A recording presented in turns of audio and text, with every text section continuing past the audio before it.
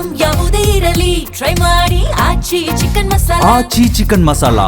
ಮೋರಿನಕಟ್ಟೆ ಪುನರ್ ನಿರ್ಮಾಣ ವಿಚಾರ ಈಗ ತಾರಕಕ್ಕೆ ಏರಿರುವಂಥದ್ದು. ನಿನ್ನೆ ಮುಂಜಾನೆ ವೇಳೆಯಲ್ಲಿ ಈ ಒಂದು ಮೋರಿನಕಟ್ಟೆಯನ್ನು ನಿರ್ಮಾಣ ಮಾಡಲಾಗುತ್ತೆ. ಸಂಜೆ ವೇಳೆ ಈ ಒಂದು ಮೋರಿನಕಟ್ಟೆಯನ್ನು ಧ್ವಂಸ ಮಾಡಲಾಗುತ್ತೆ. ಸಂಜೆ ಆಗುತ್ತಿದ್ದಂತೆ ಈ ಒಂದು ವಿಚಾರ ಏನಿದೆ ತುಂಬ ತಾರಕಕ್ಕೆ ಏರಿರುವಂಥದ್ದು. ಭಟ್ಕಳ ಸಿಟಿ ಭಾಗದಲ್ಲಿ ಈ ಒಂದು ವಿಚಾರ ಸಾಕಷ್ಟು ಹಿಂದೂ ಮುಸ್ಲಿಂ ಸಂಘರ್ಷಕ್ಕೂ ಕೂಡ ಕಾರಣ ಆಗಿರುವಂಥದ್ದು. ನಾವೀಗ ಅದೊಂದು ಘಟನೆ ಸ್ಥಳದಲ್ಲಿದ್ದೇವೆ, ನಾವು ಚಿತ್ರಣವನ್ನು ಗಮನಿಸ್ಬೋದು.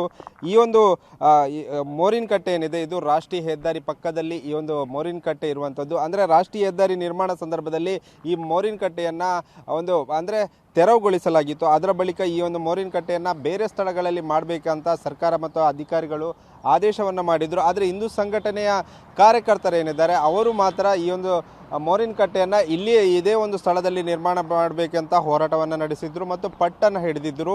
ಅದರ ಹಿನ್ನೆಲೆಯಲ್ಲಿ ಈ ಒಂದು ಮೋರಿನಕಟ್ಟೆಯನ್ನು ಹಿಂದೂ ಸಂಘಟನೆ ಕಾರ್ಯಕರ್ತರು ಇದೇ ಒಂದು ಸ್ಥಳದಲ್ಲಿ ನಿರ್ಮಾಣ ಮಾಡಿರುವಂಥದ್ದು. ನಾವು ಚಿತ್ರಣವನ್ನು ಗಮನಿಸ್ಬೋದು. ನಿನ್ನೆ ಮುಂಜಾನೆ ವೇಳೆಯಲ್ಲಿ ಕಲ್ಲುಗಳನ್ನು ಕಟ್ಟಿ ಈ ಒಂದು ಮೋರಿನಕಟ್ಟೆಯನ್ನು ನಿರ್ಮಾಣ ಮಾಡಲಾಗುತ್ತೆ. ಇದರ ಪಕ್ಕದಲ್ಲಿ ಒಂದು ಮುಸ್ಲಿಂ ವ್ಯಕ್ತಿಗೆ ಸಂಬಂಧಪಟ್ಟಂಥ ಒಂದು ಕಟ್ಟಡ ನಿರ್ಮಾಣ ಆಗ್ತಿರುವಂಥದ್ದು. ಆ ಹಿನ್ನೆಲೆ ಇಲ್ಲಿ ಈ ಒಂದು ಮೋರಿನಕಟ್ಟೆಗೆ ಇದೊಂದು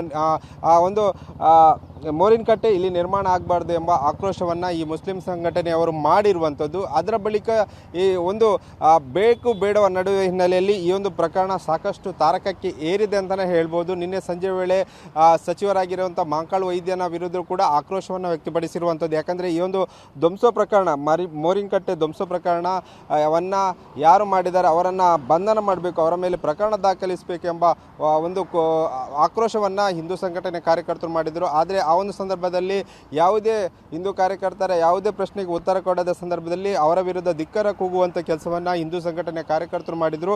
ಅದರ ಬಳಿಕ ಒಂದು ತಡರಾತ್ರಿ 3 ಗಂಟೆಯ ತನಕ ಕೂಡ ಹಿಂದೂ ಮುಸ್ಲಿಂ ಕಾರ್ಯಕರ್ತರು ಇದೇ ಒಂದು ಸ್ಥಳದಲ್ಲಿ ಜಮಾಯಿಸಿದ್ರು.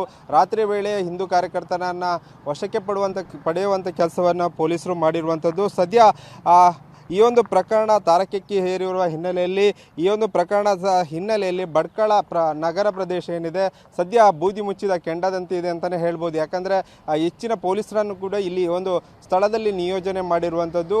ಸದ್ಯ ಈ ಒಂದು ಪ್ರಕರಣದ ಹಿನ್ನೆಲೆಯಲ್ಲಿ ಈ ಒಂದು ಸ್ಥಳ ಏನಿದೆ ಸದ್ಯ ಬೂದಿ ಮುಚ್ಚಿದ ಕೆಂಡದಂತೆ ಇದೆ ಅಂತಲೇ ಹೇಳ್ಬೋದು. ಕ್ಯಾಮರಾಮ್ಯಾನ್ ರಾಮ್ ಜೊತೆ ಪ್ರಜ್ವಲ್ ಅಮೀನ್, TV9 ಭಟ್ಕಳ.